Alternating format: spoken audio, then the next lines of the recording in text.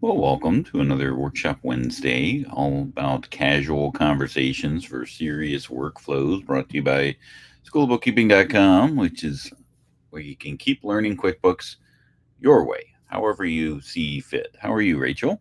I'm good. How are you? Excellent. Thank you. Thank you. So, before we get into our topic of today, which is all about modern reports, because we love reports as accounting professionals, and when somebody changes reports, ooh, that's a touchy subject. Yeah, I was just fighting with a report minutes ago. Right.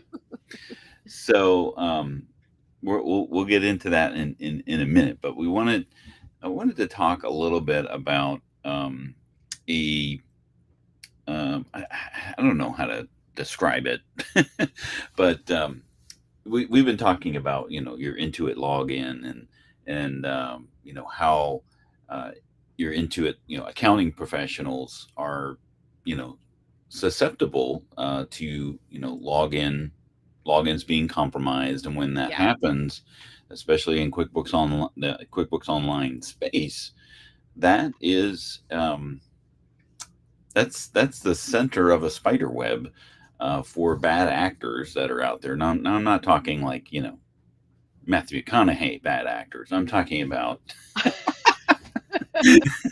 that was the first name that popped up. That's not he's not a bad actor, um, How dare but you? I'm not talking about horrible actors on screen.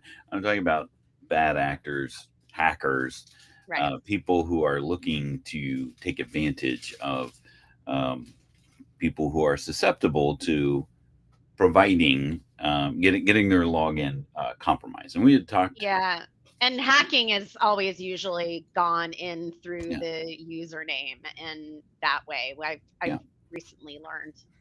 yeah, and the big thing is that as an accounting professional with access to you know several, if not hundreds, of QuickBooks Online subscriptions, and now that Intuit is kind of doubling down on integrated services like QuickBooks Hmm. Payments, QuickBooks Bill Pay, real money movement, payroll, that allows people to have access to that, right? And there's a lot of posts and horror stories on social media where their login was compromised, and it just made a terrible mess. Yep.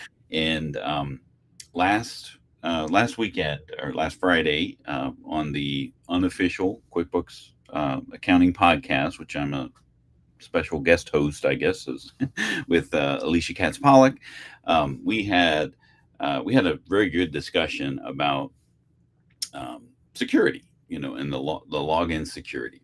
Well, after that was recorded, a new thing started happening Oh boy. um, because of because of the you know the fear. I mean, and the fear is not false, evidence appearing real.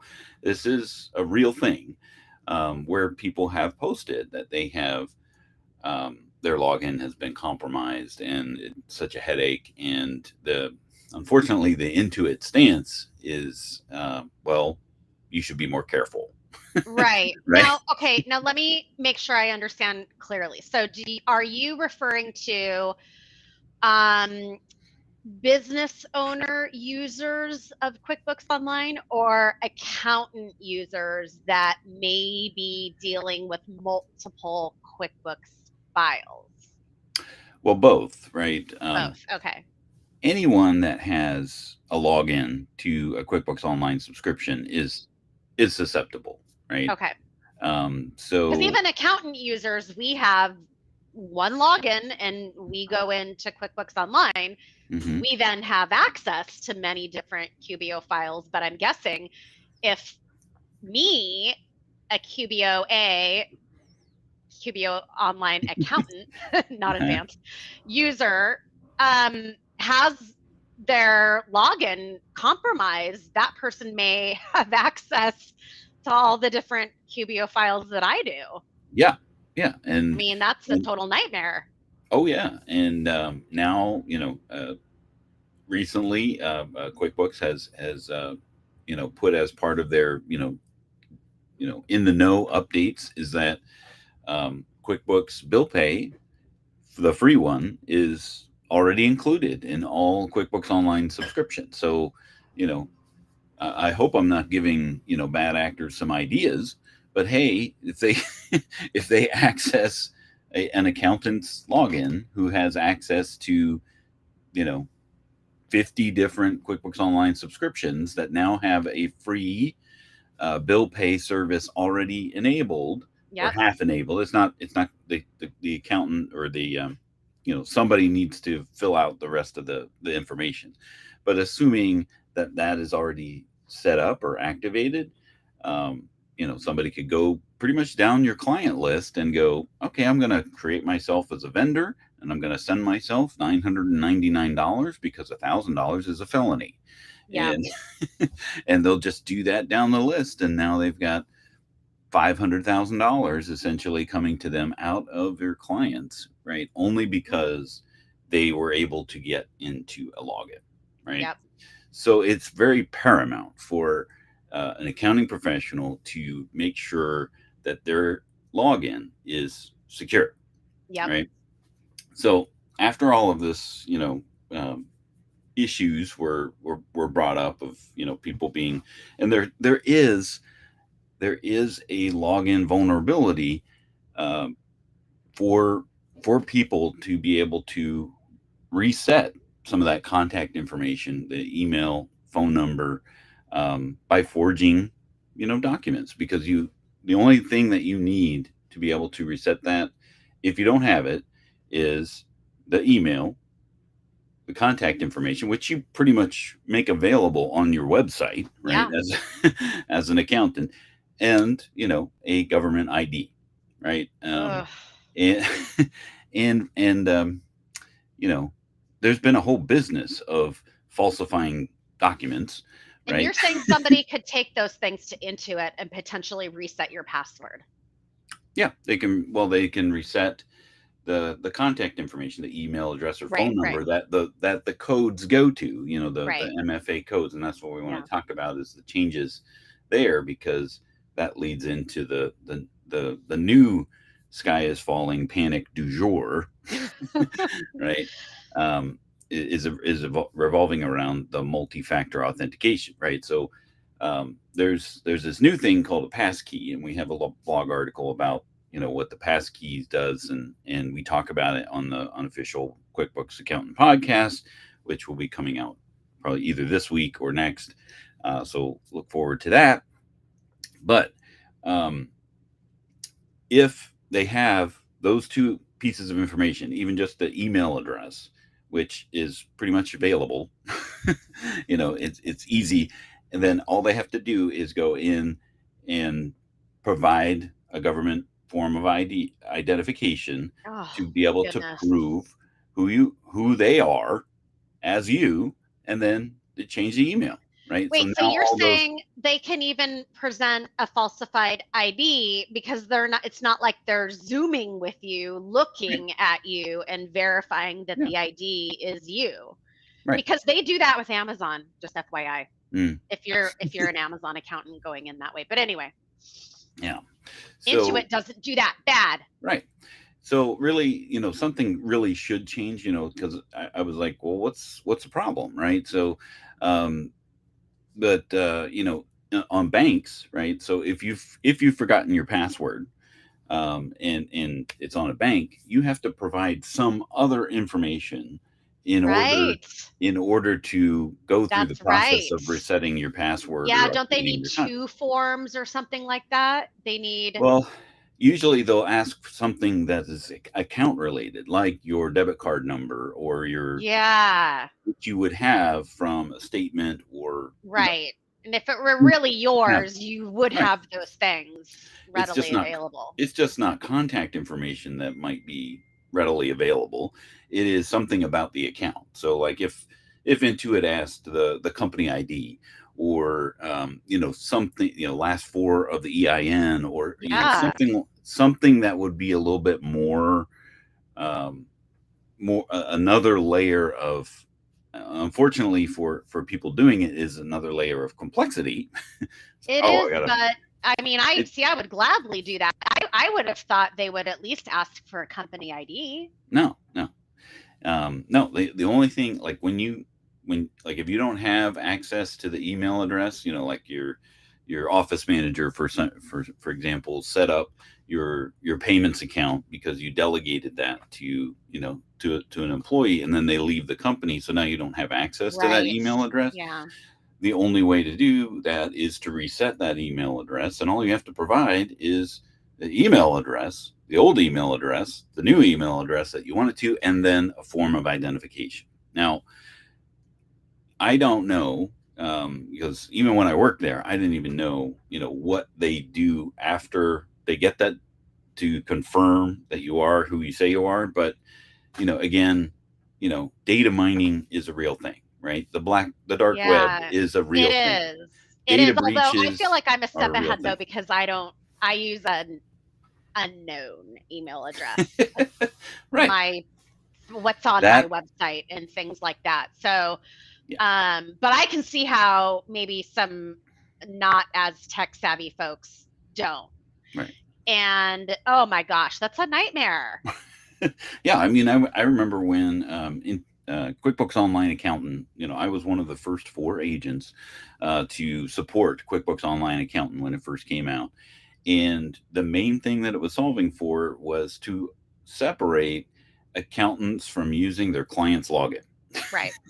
Because that's Yeah. what they would do, is they would just, all right, let me log into your QuickBooks Online, give me your login, Yeah. I'll just do it as you, and blah blah blah. So we started to, Intuit started to segregate the Intuit, or the accountant, from the user, and to incentivize them, let's give you some accountant only tools, Yeah. and Yeah. and undo the reconciliation, which was a big thing, a pain in the behind, when you had to undo the reconciliation. So that was like the first feature that accountants got. That was like, okay, all right, I'll get my own login. Yeah. Right. So that was the whole thing back in 2013. So I'm dating myself there. so fast forward to today. Okay, so we've gotten this login vulnerability potential, right? So on the heels of that, people are like, okay, I really should make sure that my login is secure. Great. So what do? They go into QuickBooks, or their Intuit account, which you can access it either from inside of QuickBooks Online directly, or you can go to Intuit accounts, right? It's accounts.intuit.com. And there you can manage your login, all of the things, right? So you can change your password, you can update your email Yes. address, you can And I've been verify. there Yeah. with the help of you. Now, there's two things that are in there, and it's caused another fervor about, oh my goodness, something was hacked at Intuit, right? So I reached out to the folks at Intuit, and they've created a really nice article, which I've shared in the comments. And so let me just go ahead and let me get rid of that QR code there for the earmark, and we'll share the screen here. And this is all about the difference between multi-factor authentication and two-step verification. Right? So there actually is a difference, right? So what would happen is people would go in and log in to make sure that two-factor authentication was turned on, and see that it was turned off, and go, oh my goodness, somebody hacked my account because they've turned off the two-factor authentication.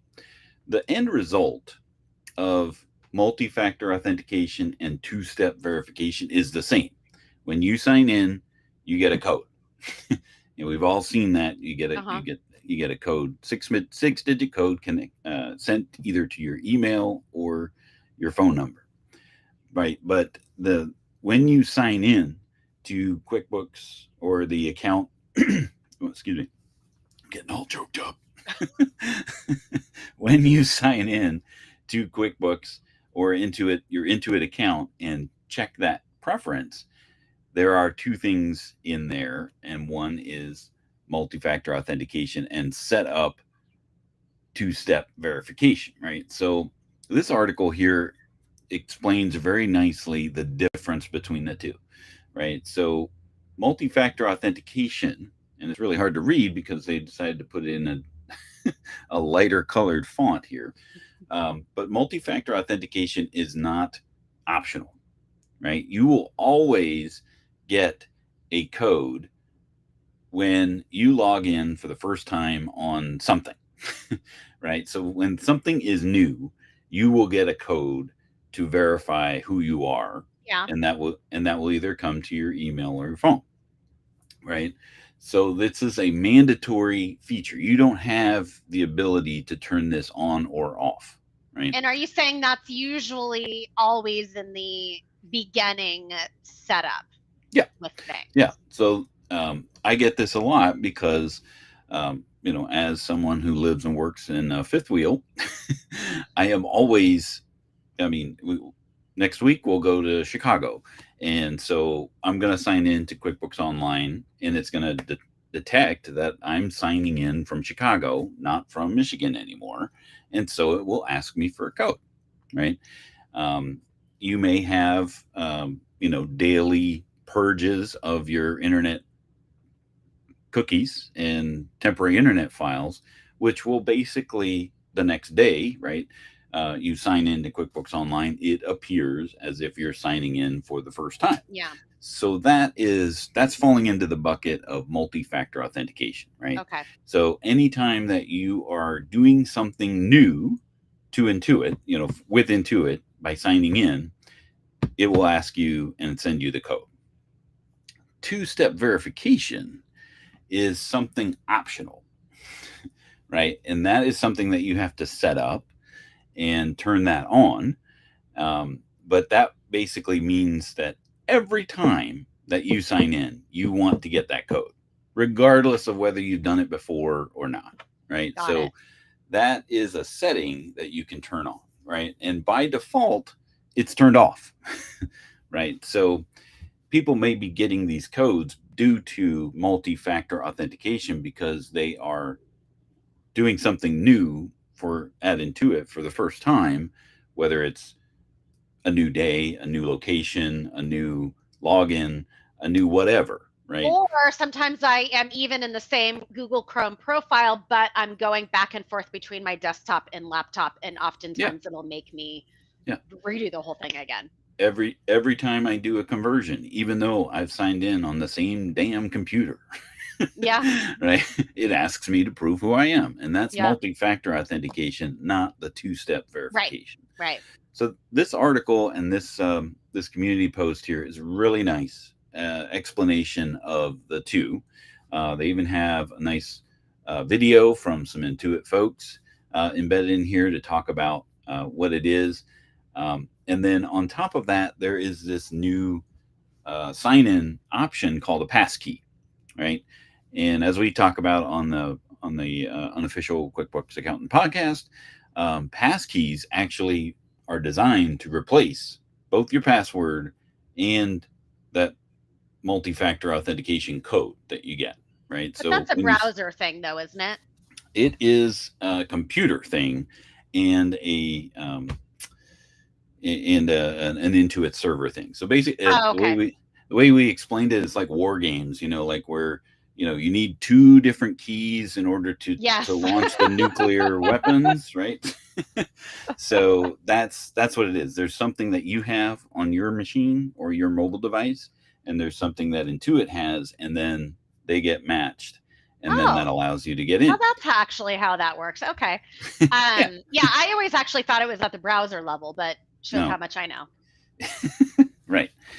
Because I am requesting, or like when we talk about logging in on doing conversions, I'll log in on my Windows machine using the same login that I've set up a passkey for, and it asks for the passkey, and I don't have it because I'm not using my Mac, right? So Mm-hmm. I can't use my fingerprint on my other computer because it's stored on my other device, right? So you can't use passkeys in that regard. So it is actually is a little bit more secure, right? But in that case, I have to sign in using the password, which then sends some multi-factor authentication code, and then I'm able to get in. Right, because you can bypass the passkey. That's usually Yeah, what I do, and then I'll request the code, and exactly. that's fine. I'm so used to requesting codes many times Right. per day that it's just like part of Yeah. my existence now. But in the grand scheme of things, multi-factor authentication and two-step verification are still reliant on the current login method, which is providing a password, right? And that is still susceptible, right? Well, a So lot of them now you can do the authenticator, which actually I prefer. yeah, there's a fourth I thing feel like it's of more the secure, and therefore it of the is. authenticator It app. makes me feel that way. Yeah, especially if you're using Google, because Google is really good about proving who you are. Yeah. Which is kind of annoying that you have to go into a YouTube app or open up something Open up your else. Gmail app. Yeah. Exactly. But those types of things are just those extra steps to, again, prove who you are, and presumably, those devices or those applications you would have access to. But again, if your login is compromised, regardless of where it is, even with Google, that is only as secure as that login that you have. It's true, because a lot of times even the authenticator you can say, although I don't know if once it's set up that you're using authenticator, can you go back to say, no, I just want to put in password? No, I don't think you can do that. I know in the setup you can say, no, I just want to stick with password and I don't want to use an authenticator. But I don't know if you can go, like if somebody can just say, you know what, like somebody can get a hold of my account and then go, no, you know what, I decided I don't want to use the authenticator. I just want to go back to using a password. I don't know. Can you do that? I believe you. I believe you can. I'm going to double check that when we're done. I'm not going to sign in because now I I was doing a video or editing a video that I did a long time ago, and I realized that my social security number was in the YouTube video. I'm like, oh my goodness. Anytime anything is involving me signing in, I probably don't want to do that, right? Yeah. But I went back and blurred it out. So, those bad actors are like, okay, what video was that? It's already obfuscated. All right. So, well, we ended up spending 25 minutes talking about something that I just wanted to kind of chat about. And, yeah, but that is really important, though, it because is super important. I mean, if something like that were to happen and somebody got into your QBO account, I mean, that could be total disaster. And I take my access to many, many different accounts very seriously. So for me, that's a very big deal. Yeah, and there's best practices of using, just a unique email address for your QuickBooks. Best practices of using a unique password for everything. Don't use the same thing as you do all the time, because one password then leads to others, and all of those things. But yes, safeguard your data, because it's not just your data, it's your client's data. If you're a pro advisor or accounting professional in QuickBooks Online, because they could feasibly have access to that, because you are the tip of the iceberg. Yeah, and that's why I always say use a password manager. Don't scribble passwords on a Post-it, people. Right. Yeah. Okay, so let's now talk about the topic that we were supposed to talk about, which is all about the migration or the change to modern view reports here. So I've shared a couple Firm of the Future articles in the comments, so you can go in and check on those. But the main thing is why is this even happening, right? So This is not the first time that reports have undergone a change, right? Um, and as I was there, it was probably like the third or fourth time that reports have undergone an overhaul inside of QuickBooks Online. But you know what? The people that are complaining today are not complaining about the original version of reports that got an upgrade, right? So this is what happens: is that every time that it changes, there is an outcry of this is pointless. This is why are we why are we breaking why are we changing things that aren't broke, and and then they don't see the value of it because it's basically a step backwards because and I think we mentioned that a little earlier or before about the modern view doesn't have the Hmm. same uh, values as the classic view, and so of course if you see a profit and loss in one view as opposed to another, and they've got uh, different numbers, which one's right?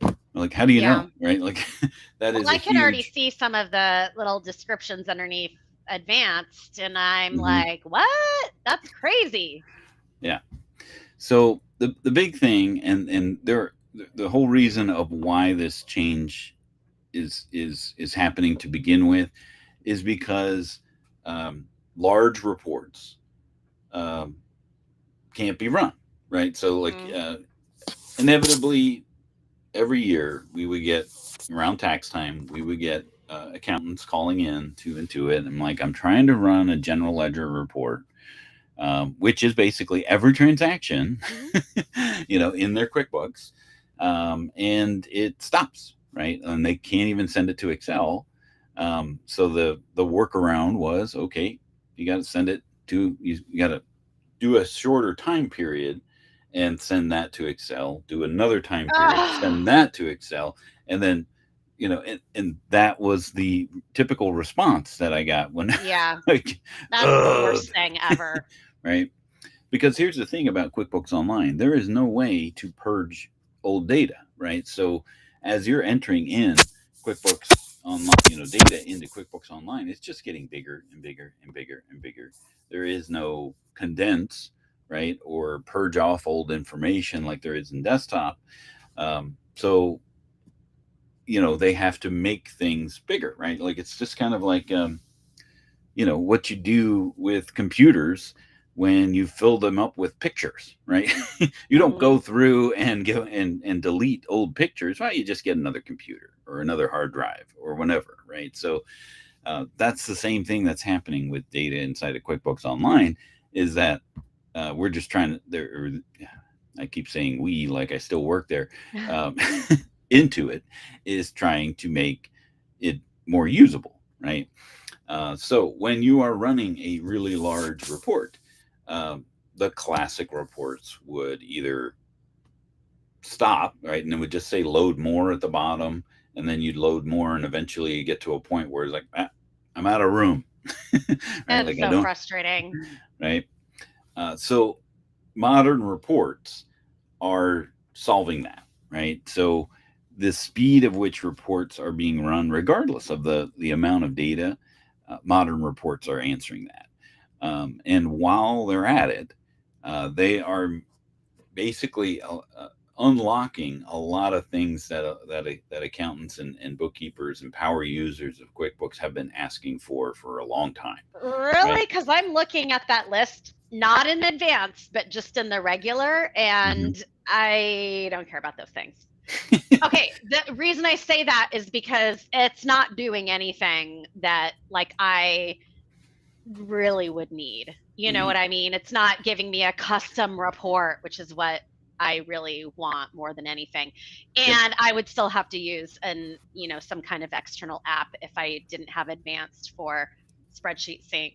Yeah. And although I do like the convert reports into pivot tables, that's really Hmm. cool. But expanded view and compact view and optimized view, I don't care about that. Yeah. It depends, right? Like how are you using reports? So yeah, so for all across all online products, this is probably, for Plus, Essentials, Ledger, and Simple Start, right? Um, this is probably where most people are running into what WTF, why are we doing this, Yeah, right? Because they're exactly. not seeing the value of that, because a lot of the cool stuff is in QuickBooks Online Advanced, right? Yeah. Well, I mean, Right, and I already have, clients that want, that they don't say, "Oh, can I have an expanded view?" No, they want customization. They right. want to be able to rearrange things in the way that they need, and something that I know can be done Mhm. easily into an app plugged into QBO. So Right, why would I not recommend that? You know what I right. mean? If it's going to solve their problem. The coolest thing that I like about modern reports is the ability to group and total and subgroup, right? So Yeah, that that's cool. is that's one of the things that was really lacking, that you couldn't, really, you could either total by, right, like you could group by Hmm. in the classic view by one thing, Yeah. right? So if you wanted subtotals, you were relying solely on the report if it did that or not, right? If it Yeah, gave you, or just export it into Excel, which is always a yeah, pain because then you have to sort of reformat it. exactly, But yeah, that is helpful. I like that. right. And being able to add columns, right, and rearrange them. I think the user interface of customizing the report is a little bit more cleaner.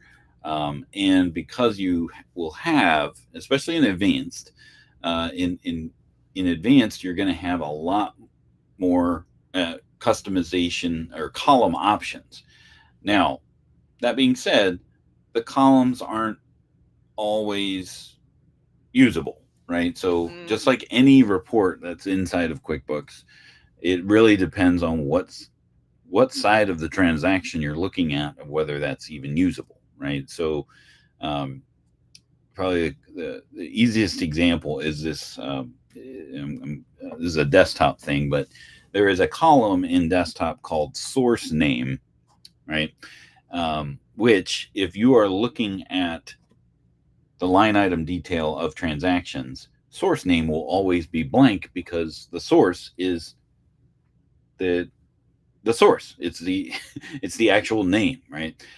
So source name actually does bring in that customer, right? If you're running reports that look at invoices, it will bring in the customer name that's on the source of the transaction, because it is there, right? So that's one of those fields or columns that, if you're, you could see name and source name and they say the exact same thing, but if you're looking at that source side of the transaction, of course you're looking at the same thing, right? So that's one of those things that, if you are looking at certain reports, like columns that are in there that say, like, full account name or distribution account name, or like, what does that actually mean? That's one of these. That's one of the things that, while we're in this transition period, which just has started from last July and still has not finished, okay. right? So we're in this grace period of, you'll still potentially be able to see things in classic reporting view, and you may see some things that are only in modern view. So you'll see a smattering of reports that are in classic view versus the reports that are in modern view. And if they don't have the same information on them, then it's frustrating. It's understandably frustrating. Does it So have does it mention anything about the what does it give you more options for export? yeah, and you definitely will have more options in advanced, where you can send it to Google Sheets, or you can send Yeah, it that's to that's right what I spreadsheet wanted to sync. touch on because I feel like I never know if it's a right tool thing or if it's actually in QBO, but Right. um yeah, that I remember. Yeah, you can export to Google Sheets now. And Hmm. so and yeah, I mean QBO accountant, we have advanced. So yes, you can do that, but I guess you can't do that in the lower ones. You can't send it to Google Sheets. No, No you Google can. Sheets. Okay. Yeah, you can send it to Excel or you can send it to CSV, and then Or you've got a PDF. file. Yeah. Yeah, and then you can put that into your Google Sheets at that point. It's Okay. just some extra time. But here's a link to an article that's available from this article that I shared about what's changed and utilizing the modern reports as best you can. But this is one of those things that we're not going to hold on to classic reports, right? So there's too much at stake with regards to needing to go to modern reports. It's really very similar to like the new invoice experience, right? When we Yeah. talked about that a couple months ago, you're not going to stop it from changing, right? And unfortunately, because it's something that accountants, bookkeepers, and pro advisors use on the regular, it's going to be a nuisance, just like the whole new user interface thing, right? So all of those things at the same time is pretty maddening, I think, to to folks. Um, because the last thing you want to do is learn something new when you're trying to find a quick answer for your client or something like Yeah. that. Like, okay, well, where is it? I can't even find it to bring it up. Or certain reports in the classic view had the credit and debit column already there or very easily to find. In the modern view, it's now taking 5 extra seconds to add the credit and debit columns.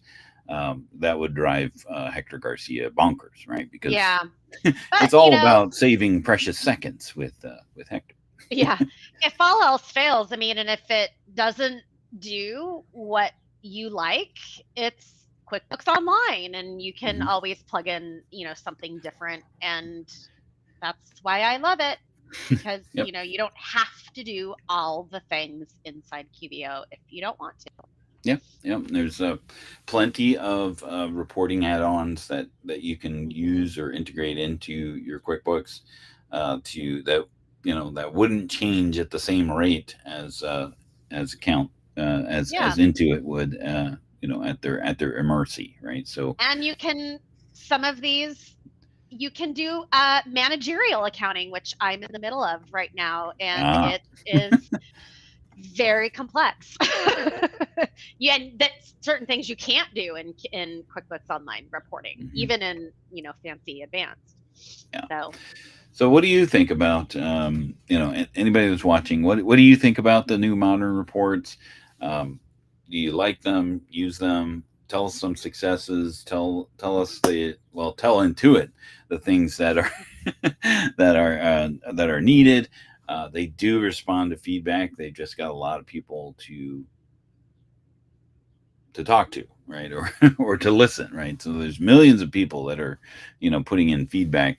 Make sure your feedback is actionable, replicatable, and duplicatable, because they can't fix what they can't duplicate. And if it's just a temporary thing, it'll go away with the next time that you reset your temporary internet files, and lo and behold, you'll get a MFA code for that when you sign in. So see how we just tied all that together and put it in a bow for you. All right. cool. So next week, again, I don't have my schedule up, but I can look. what are we doing next week? Um, QuickBooks Accountant Tool Oh yeah, updates. yeah. So we'll talk about some of the new things that are in I love accountant tools. QBOA, accounting uh, for QuickBooks Online Accountant. And we hope you all have a great week ahead, and we'll see you next time on the Workshop Wednesday.